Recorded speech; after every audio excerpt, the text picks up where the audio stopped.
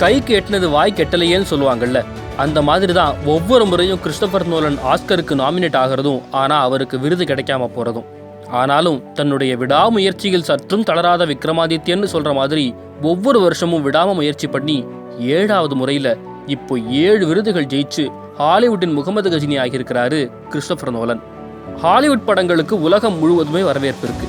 அந்த வகையில் terminator, Spiderman, gladiator போன்ற படங்கள் இந்தியாவில் பல மொழிகளில் பட்டையை கிளப்பிச்சு. அதனாலேயே நடிகர்களை கடந்து இயக்குநர்களுக்காக ஹாலிவுட் படங்களை பார்க்குற வழக்கமும் உலகம் முழுக்க உருவாச்சு. அப்படிப்பட்ட டைரக்டர்களில் முக்கியமானவர் தான் கிறிஸ்டோபர் நோலன்.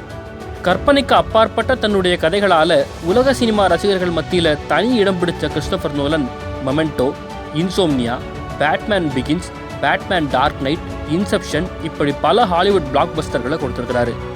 அவருடைய படங்களை காப்பி அடித்து சிலர் இந்தியாவிலையும் ஃபேமஸ் ஆகியிருக்கிறாங்க. ஆனால் கலைஞனுக்கு பணம் மட்டும் போதாது, அங்கீகாரம் தான் அவன் தேடுற மிகப்பெரிய சொத்தாக இருக்கும். அப்படியான மிகப்பெரிய அங்கீகாரம் விருதுகள் தான்.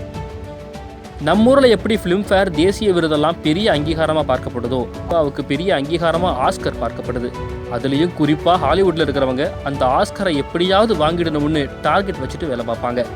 அந்த வகையில் கிறிஸ்டோபர் நோலனும் கடந்த 20 வருஷத்துக்கும் மேலாக உலகமே வியந்து பார்க்குற அளவுக்கு பல பிரம்மாண்ட படங்களை கொடுத்திருந்தாலும் அவருக்கு சிறந்த இயக்குனருக்கான விருது மட்டும் என்னவோ கிடைக்காமலேயே இருந்துச்சு. குறிப்பாக அவருடைய மெமெண்டோ, தி பிரஸ்டீஜ், இன்செப்ஷன், இன்டர்ஸ்டெல்லார் ஆகிய படங்களுக்கு உலக அளவில் பெரிய வரவேற்பு கிடைச்சிருந்தாலும் ஆஸ்கர் கண்ணுக்கு மட்டும் இவர் படவே இல்லை. திரைக்கதை அமைப்பில் தனக்குன்னு தனி முத்திரை பதிச்ச கிறிஸ்டோபர் நோலனுடைய ஓப்பன்ஹைமர் படம் கடந்த 2023 வருஷம் வெளியாச்சு. உலகப் போர் நடந்தப்போ அணுகுண்டு தயாரிக்க உதவி செஞ்ச அமெரிக்க இயற்பியலாளர் ராபர்ட் ஓப்பன்ஹைமரை பற்றின படம் தான் ஓப்பன்ஹைமர். இந்த படத்தில் ஹாலிவுட் நடிகர் சிலியன் மர்ஃபி, அயன்மேன் புகழ் Robert Downey Junior, Emily Blunt, Matt Damon, Florence Pugh அப்படின்னு பெரிய நட்சத்திர பட்டாளமே நடித்த நிலையில் படம் வசூல்லையும் பட்டையை கிளப்பிச்சு. ஆனால் திரையரங்கில் ஓப்பன்ஹைமர் கூட வெளியான பார்பி திரைப்படத்தினால இந்த படம் கொஞ்சம் அடி வாங்கிச்சு.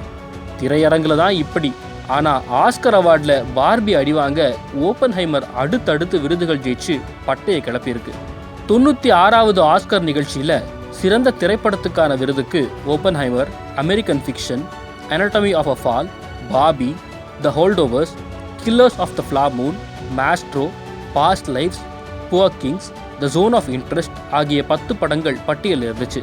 இதில் ஓப்பன்ஹைமர் சிறந்த திரைப்படம்னு மட்டும் இல்லாமல் துணை நடிகர், ஒரிஜினல் ஸ்கோர், எடிட்டிங், நடிகர், இயக்குனர், துணை நடிகை, திரைக்கதை, ஆடை வடிவமைப்பு, அலங்காரம்னு 13 பிரிவுகளுக்கு கீழே பரிந்துரைக்கப்பட்டுச்சு. இந்த பட்டியலில் சிறந்த படம், சிறந்த இயக்குனர், சிறந்த நடிகர், சிறந்த துணை நடிகர், சிறந்த ஒரிஜினல் ஸ்கோர், சிறந்த ஒளிப்பதிவு, சிறந்த எடிட்டிங்னு 7 பிரிவுகளில் விருது வென்றிருக்கு ஓப்பன்ஹைமர்.